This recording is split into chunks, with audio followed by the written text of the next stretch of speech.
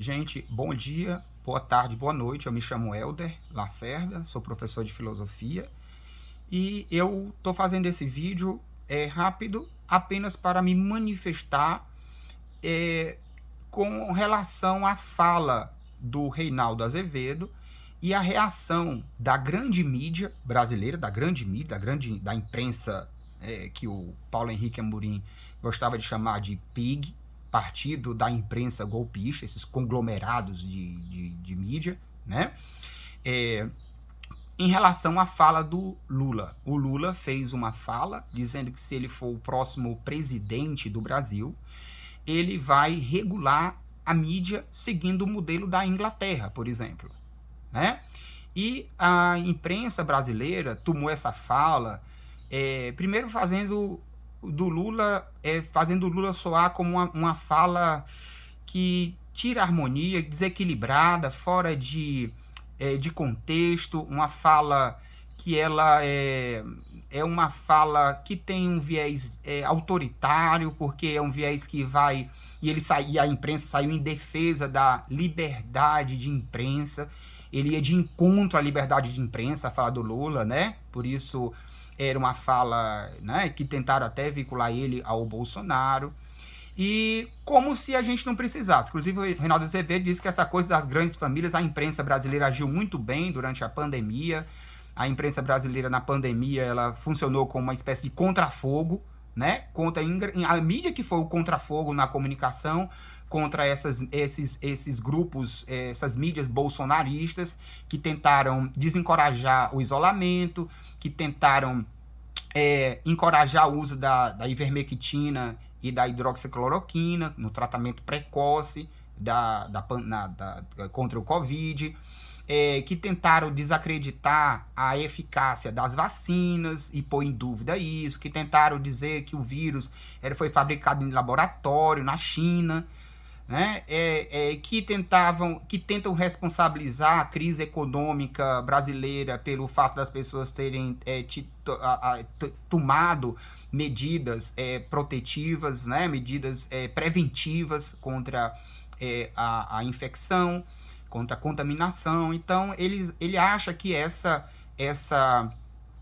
a imprensa geral, a grande mídia brasileira, ela trabalhou muito bem, ela fez o seu papel, ela fez um papel racional, ela seguiu esses grandes veículos, as grandes organizações internacionais, a OMC, ela seguiu a OMC, ela seguiu pareceres de grandes pesquisadores de grandes universidades mundiais, e ela combateu a desinformação. Então, ele tomou a parte pelo todo na mídia brasileira, como se o todo da mídia brasileira fosse também sempre seguindo a opinião que vem das grandes universidades, né, dos grandes pesquisadores, e não é. Por exemplo, a reforma da Previdência que que foi aprovada, a reforma administrativa, esses assuntos, a questão da autonomia do Banco Central, por exemplo, né?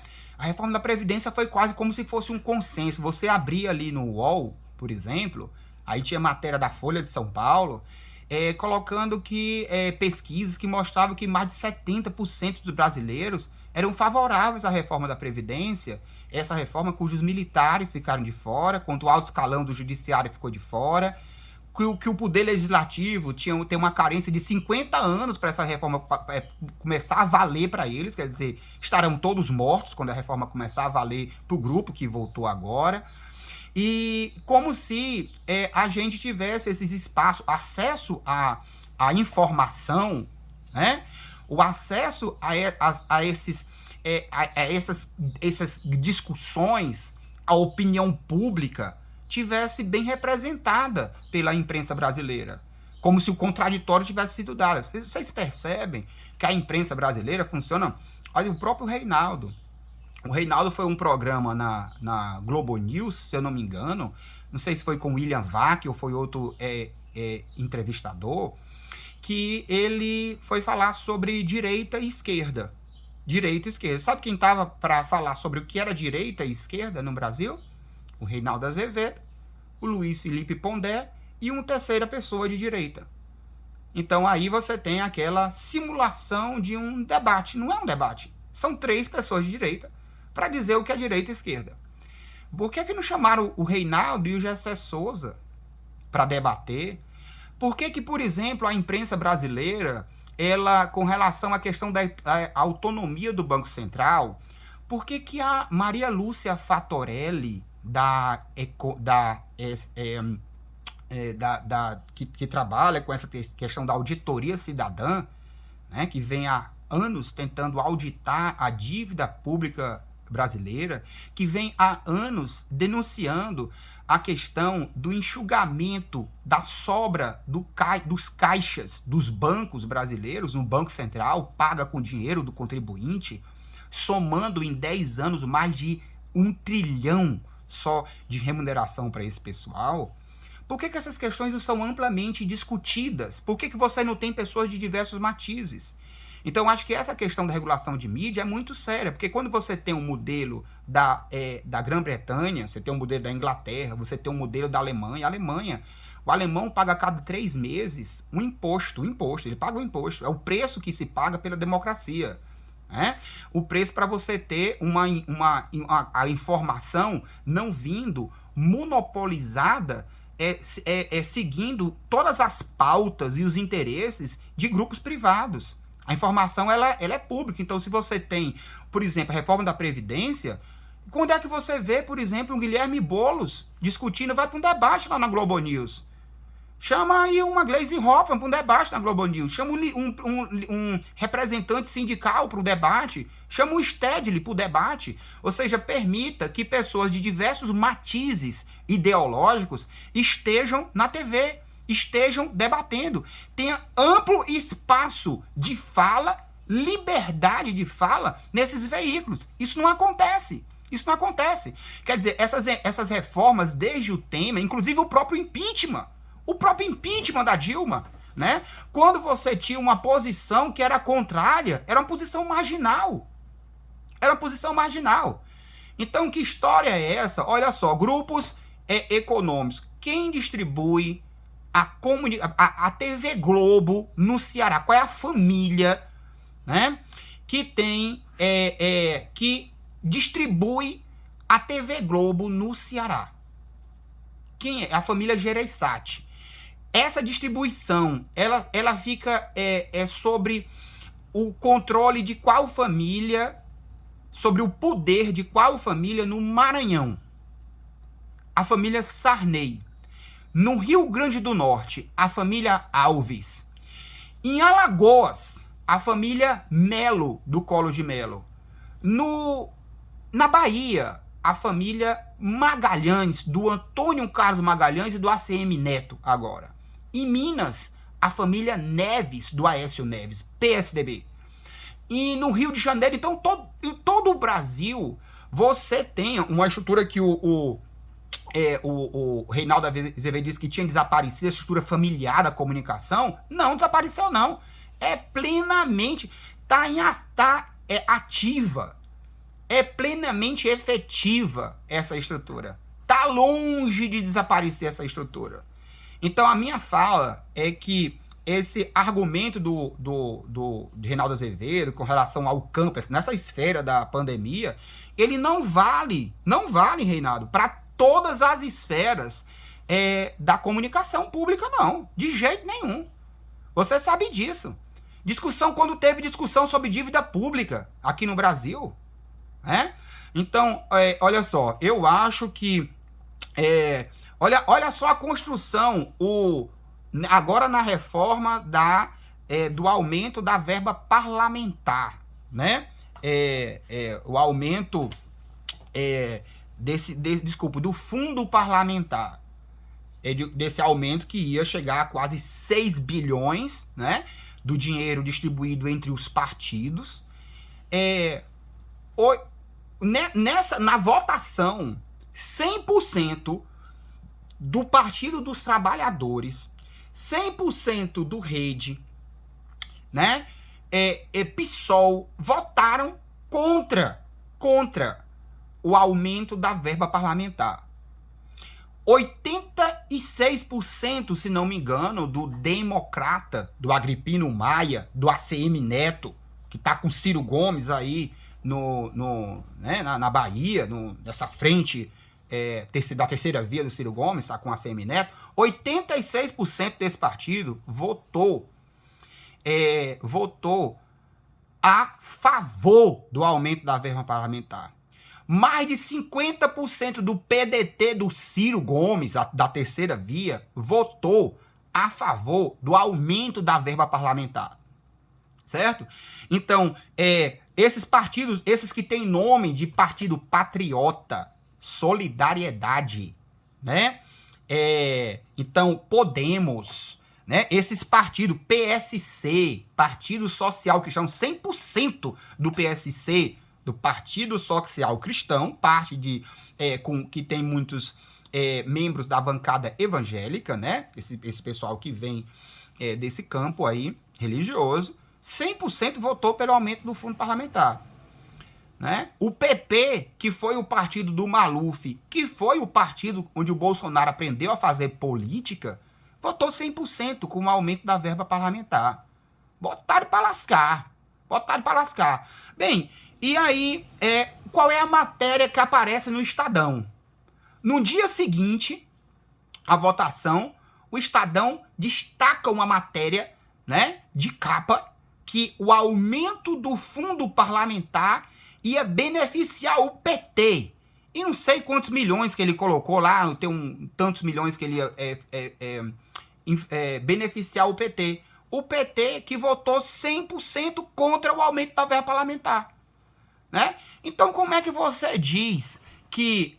você vê, Maria Rita Kel foi para fora da Folha de São Paulo durante o processo que a Dilma saiu. Ronaldo Azevedo, como é que foi a cobertura da imprensa brasileira com relação à prisão do Lula, com relação à ação da Lava Jato? Qual é o destaque que a imprensa brasileira deu para a visita de representantes da CIA norte-americana, né? Serviço de inteligência norte-americano, aqui na Lava Jato? Qual foi? Qual foi o esclarecimento? Que a imprensa brasileira deu para a ida do Bosco do Moro e Dallagnol para a Câmara receber prêmio nos Estados Unidos, ser condecorado pela Câmara de Comércio norte-americana? Qual foi a cobertura? Nenhuma. Essas notícias, elas acontecem marginalmente, né? Então, essa ideia de que não precisa discutir mídia, regular mídia, é você garantir a pluralidade. É você ter direito. Poxa, eu ter direito de formar minha opinião a partir do contraditório, de um debate rico, né? De pessoas que têm propriedade, mas têm posições contrárias. Isso é regular mídia. Não é pessoas que têm posições iguais o tempo inteiro. Não é isso? Como se tivessem, não pode polarizar. Não. Vá lá na França. Você chega na França, você vê o principal canal francês, né? Canal de notícia, informação, debate. Você tem 1 hora de debate botando uma pessoa como Michel Onfray, que é ateu, né? Que é uma pessoa polêmica. É 1 hora de debate. O debate corre livre e acalorado. Não tem ninguém censurando a fala. É um debate acalorado. Onde é que você tem debate acalorado na TV brasileira, gente? Pelo amor de Deus. É um faz de conta que tá tudo bem. É como se fosse todo mundo tem de ser de centro. Todo mundo tá no centro. O centro é o equilíbrio. Então não tem esquerda e direita debatendo. É todo mundo no centro, né?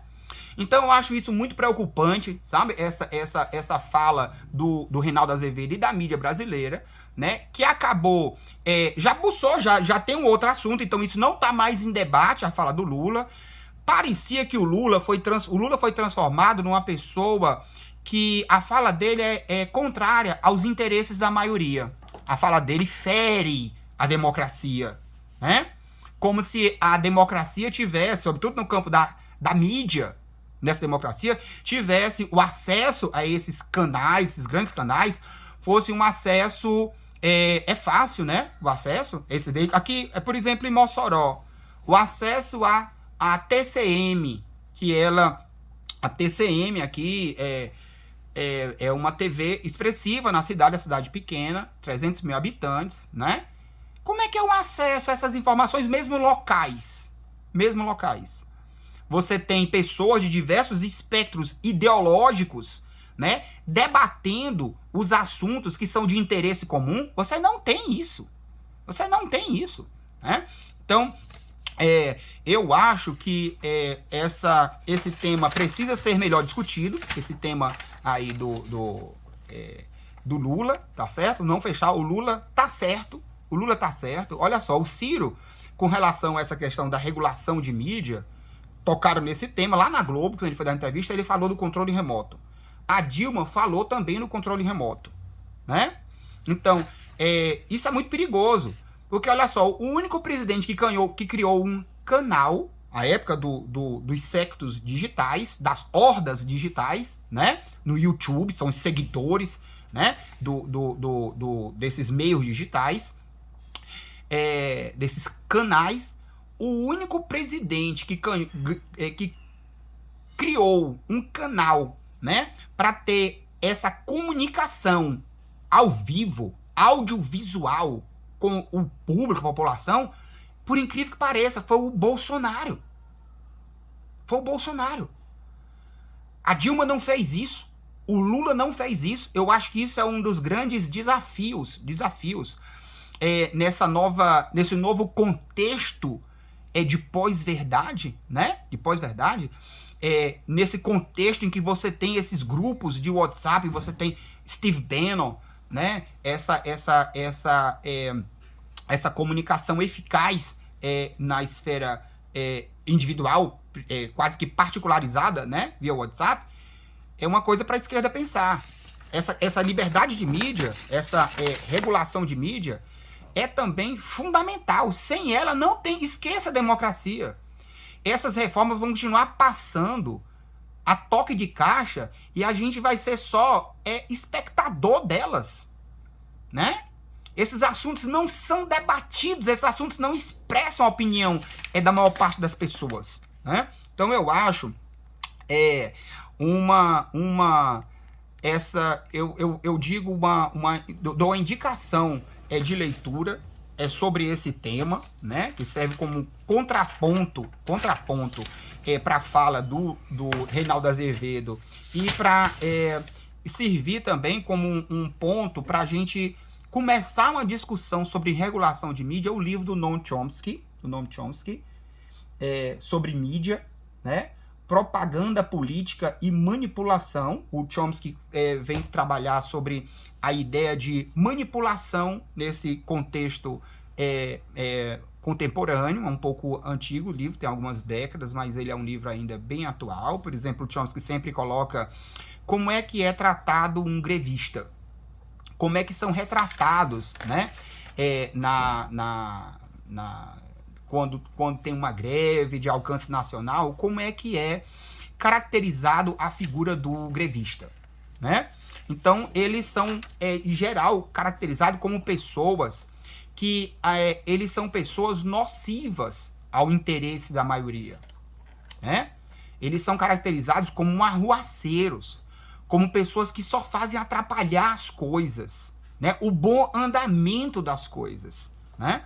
Então, olha só, é uma técnica de comunicação moderna que ela é plenamente atual. Ela é plenamente atual.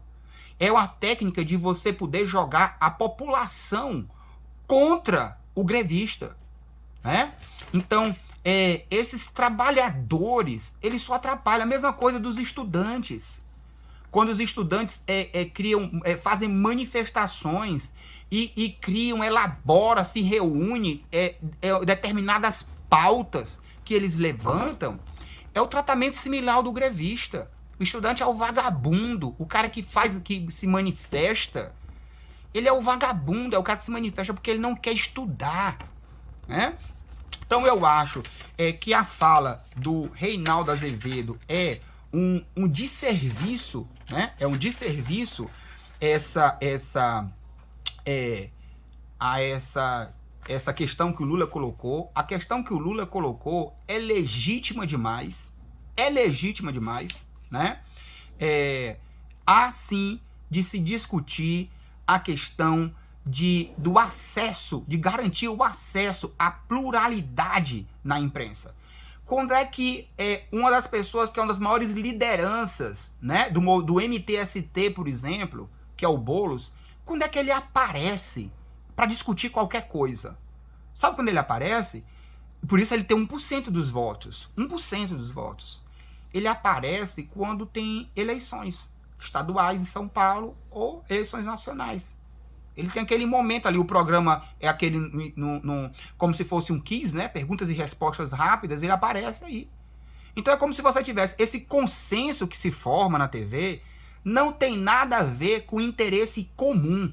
A TV, os jornais, a imprensa televisiva, de uma forma geral, a pauta, a perspectiva que ela lança a mão sobre os assuntos, sempre são as perspectivas que vão de encontro aos interesses da classe econômica.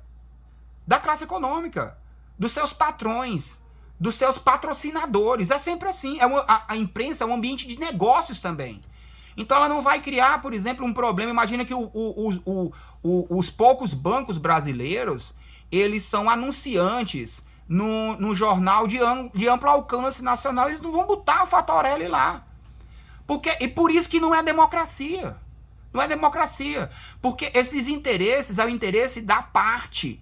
É o interesse de grupos. É o interesse de poucos. Não é o interesse de todos. Não existe essa imprensa de todos, Reinaldo. Não existe. O Lula colocou uma questão seríssima. O Lula colocou uma questão seríssima que diz respeito à democracia brasileira. Tá certo? Ou a gente vai fazer democracia sem discutir a questão dos conglomerados, desse monopólio de mídia, né? Então é isso, gente. É um vídeo curto, é só uma manifestação, porque é impressionante que essa fala do Lula tenha aparecido uma fala uma questão fora do momento, certo, para ser colocada, uma questão completamente impertinente, uma questão completamente desequilibrada, uma questão completamente, né, infantil, né? Não é nada disso. Então eu fico por aqui.